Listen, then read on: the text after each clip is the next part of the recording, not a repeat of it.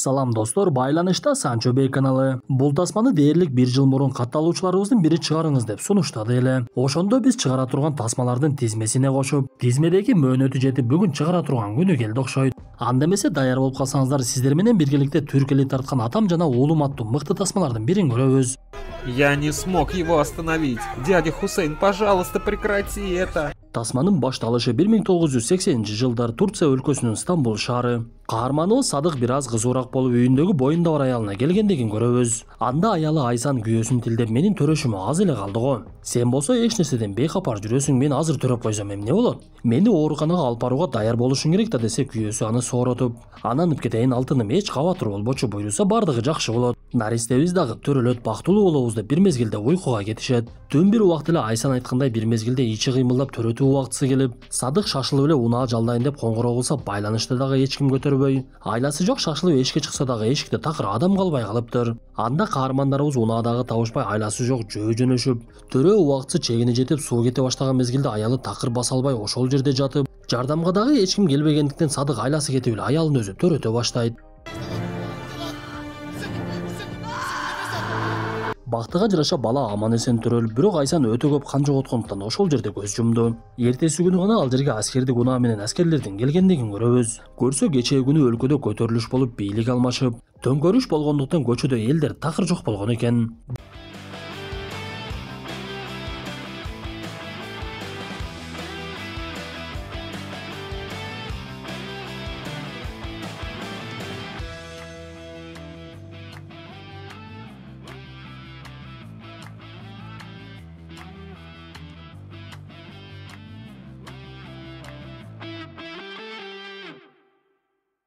Биз бул окуядан кийин жаңы төрөлгөн наристенин аты Деңиз коюлуп, аны Садыктын кошуналары карап чоңойтушуп, Садык өзү түрмөгө түшүп калгандыгын түшүнөбүз. Анткени Садыктын пикири жаңы бийлик менен каршы болгондуктан аны 3 жылга камап салышып, жөн эле камап коюшпай аябай зордук зомбулук дагы көрсөтүшөт. Арадан 3 жыл өтүп эркиндикке чыккан каарманыбыз баласынын чоңоюп калгандыгын көрүп, кошуналарынын бири Фатимага акча төлөп баласын бактыра берет. Арадан жылдар өтүп Деңиз чоңоюп, бул убакта өз алдынча китептерди дагы окуй баштаган болчу. Садыктын болсо шаарда иши такыр оңунан чыкпай, айласы кетип айылга кетүүнү чечип, Фатимага ыраазычылыгын билдирип, акчасын төлөп баласын алып айылга ата-энесине жөнөйт.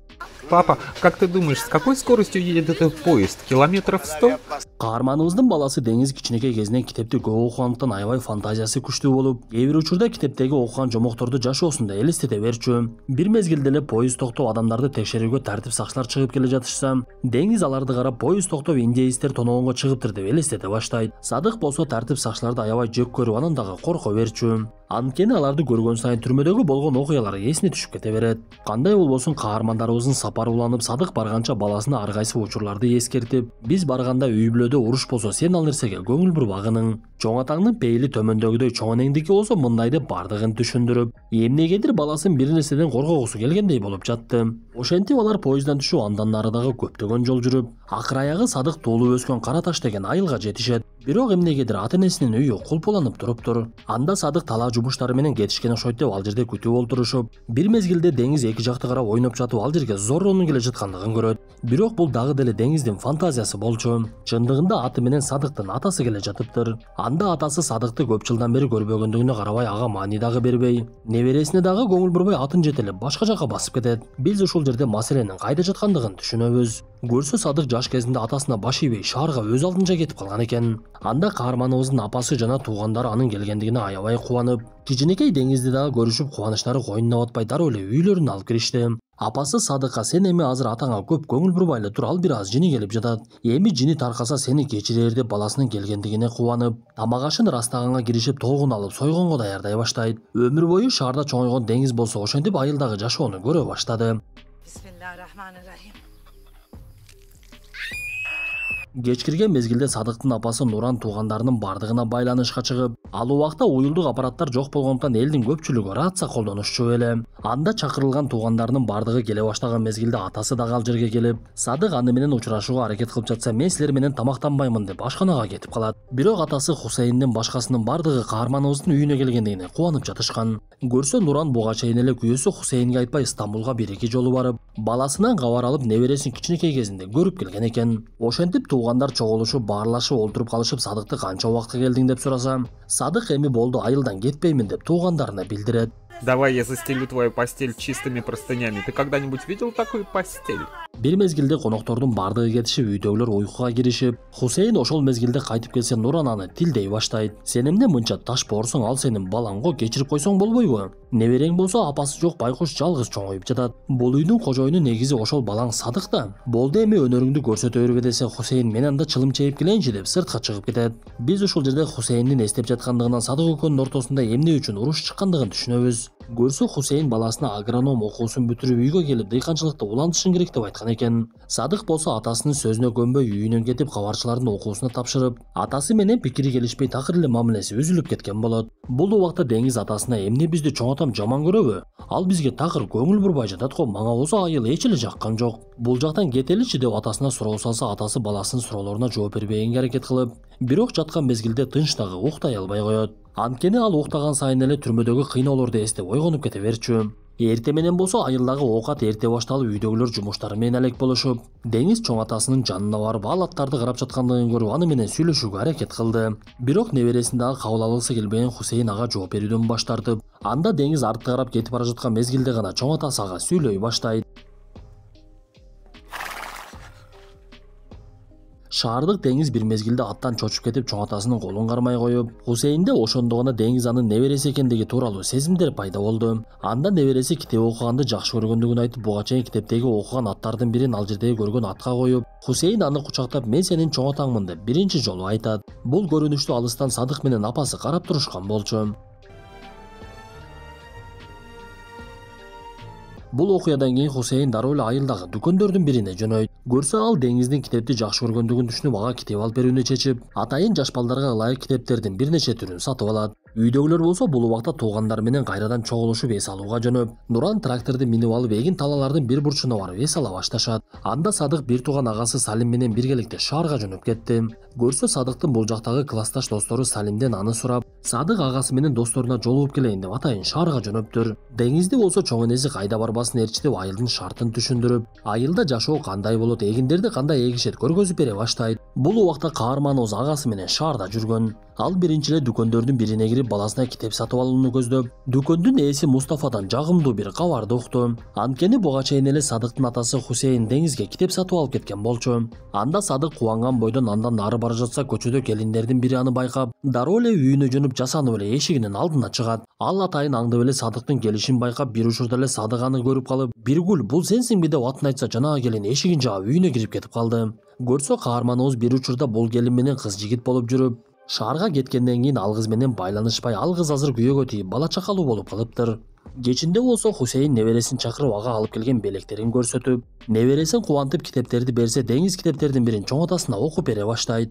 Бул убакта каарманыбыз достору менен жолугушуп ашканалардын биринде баарлашып олтурушуп, ичимдиктерди ичип үйүнө бир аз масыраак болуп келет. Анда аны апасы тосуп алса, каарманыбыз апасына кайрылып, "Сиз менин баламды алып бул жерден кетип туруңузчу. Мен атам менен жеке-жеке сүйлөшүп алайын. Ага айта турган сөздөрүмдүн бардыгын айтамын" деп мас болуп бир аз дух байлап алган Байтор келип эле атасын сыртка бөлмөсүнөн чакыра баштайт. Бир мезгилде атасы ал жерге келсе, каарманыбыз кайрылып, "Мен сиз менен урушайын деген эле оюм жок. Сиз экөөбүз көп уруштук, бирок ал нерседен майнап чыкпагандыгын көрүп турабыз. Бирок сизге айтайын дегеним, бул жашоодо мага эч качан тандоо берген эмессиз. Ар дайым сиздин тандооңуз менен жашадым. Бир жолу гана сиздин тандооңузга көнбөй шарага кетип калсам, мени такыр эле кечип жибердиңиз окшойт. Үйгө келсем, кел деп дагы койбодуңуз, бирок мен үйгө жөндөн жөн келген жокмун да. Мен азыр ичимден күйүп жаткан учурум, анткени баламдын чоңоюшун көрбөй каламын. Ошондуктан сизден суранайын, баламды бооруңузга кысып балаңыздай чоңойтуңуз. Анын башка бара турган жагы жок, жалгыз туугандары сиздер деп эле жыгылып түшөт."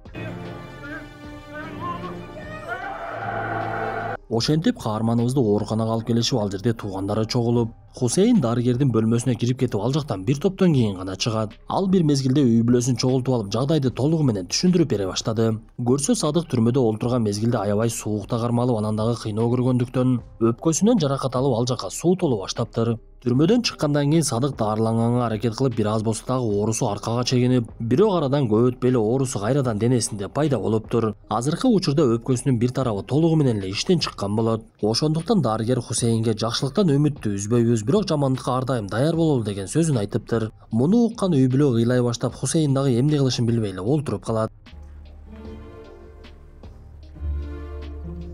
Бирок тагдырга баш ийгенден башка айла жок болчу. Ошондуктан ооруканага жакын туугандары келип каарманыбызга зыярат кылышып, бир күнү Стамбулдан деңизди багып чоңойткон Фатима дагы келет. Анткени Садык андан суранып үйдөгү сүрөттөрдү алып келип берчи деп өтүнгөн болчу. Ошентип күндүн өтүшү менен каарманыбыздын ар кайсы туугандары ооруканада Садыкты карап жатышып, бир күнү атасы Хусейн анын жанына келип олуттуу сөз баштап, кыргызда балам балалуу болгондо билесиң деген жакшы сөз бар. Сен азыр балаң деңизге жакшылыктарды гана каалап жатканыңды толугу менен түшүнүп турамын. Мына мен дагы сага ошону каалаймын, ошондуктан ар дайым сага тарбия берүүгө аракет кылчу элем. Сага жакшылык гана каалап кесибиңди дагы тандап бергенге аракет кылдым. Бирок ал нерсе сага жакпайт экен деген түшүнбөдүм да балам, бирок түпкүрүмдө сага жакшылык гана каалайт элем. Бул нерсени түшүнгөндүрсүң десе Садык ооба деп жооп берип, атасы менен баласынын ортосунда эч кандай кастык жок экендиги билинет. Бир күнү Хусейн баласына кандай жакшылык кылышын билбей оюна бир нерсе келип Биргүлдүн үйүнө барат. Ал Биргүлдүн үйүндө күйөөсү жок экендигин билип ага жагдайды түшүндүрүп, аны унаасына салып алып Садыктын жанына ооруканага алып келди.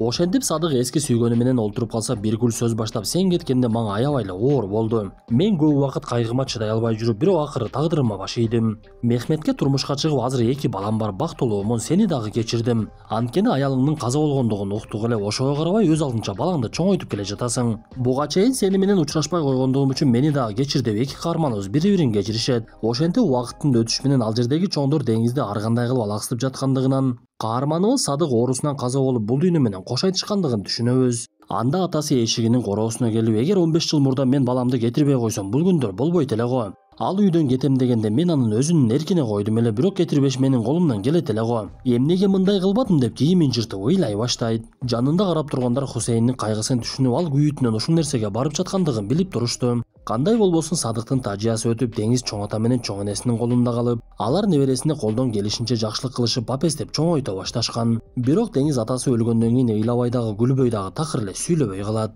Бул учурда күз мезгили келип, балдар мектепке бара турган убактысы келип калган. Анда Салимдин баласы менен кызына кошуп деңизди дагы мектепке даярдашып, Хусейн менен Нуран жанында баласы Садык жоктугуна аябай эле иштер ачышты окшойт. Бир мезгилде балдар сабакка жөнөп жатышып, көптөн бери сүйлөбөй калган деңиз ошондо гана катуу ыйлап жиберди. Ал чоң атасы менен чоң энесине атасын сагынгандыгын айтып, ал эмнеге келбей жатат деп сурап, атам деги кайда кетти деп чоң атасы менен чоң энесине суроо салат. Анда Хусейн менен Нуран деңизди сооротууга аракет кылып ар кандай сөздөрдү айтышып, бирок калптары такыр эле окшошпой, деңиз алардын сөздөрүнө эч эле ишенбей жатты. Ошол учурда Хусейндин оюна бир нерсе келет. Көрсө каарманыбыздын үйүндө атайын бөлмөлөрдүн бирине орнотулган видео проектору бар экен. Каарманыбыз балдары кичинекей мезгилде тартылган пленкасын алып чыгып видео проекторго орнотуп, үй бүлө чогулуп олтуруп алышып эле эски видео тасманы көрө башташат. Көрсө тасма Садыктын кичинекей кезинде тартылыптыр. Аны көргөн үй бүлө бир сыйра ошол жерде дагы ыйлап алышып, деңиз болсо атасынын жаш кезин көрүп жүзүнө жылмаюу келди. Хусейн болсо ошол жерде небересине өзүнүн видеого түшүрүүчү камерасын белек кылат. Эртеси күнү деңиз камера менен ойноп жатып үйдүн короосунан атасын көрүп, Садык баласын кучактап ага өзүнүн акыркы насааттарын айтты. Биз буга чейин билгендей деңиздин фантазиясы аябай күчтүү болчу. Зыяга ал бул жолу дагы атасын көргүсү келип өзүнүн фантазиясын жандырган окшойт. Кандай болбосун акыры Садык баласына кайрылып, мен эми кетейин балам. Сен бул жерде эң мыкты адамдардын колунда калдың, буйруса жакшы бала болуп чоңоёсуң. Кана менин кетишимди камера менен карап турчу деп деңиз камера менен карап, Садык ордунан туруп баласы менен коштошуп ал жерден кетет. Ушундай мүнөттөр менен тасмабыз дагы аягына чыгат. Достор, тасма жакса мыкты белгисин басып оюңуздарды сөзсүз калтыра кетиңиздер. Анда эмесе кийинки тасмадан жолугушканча ден соолукту жакшы карап, жакындарыбыз көзү тирүүсүндө аларды сыйлап, алардан жакшы сөзүбүздү аябайлы.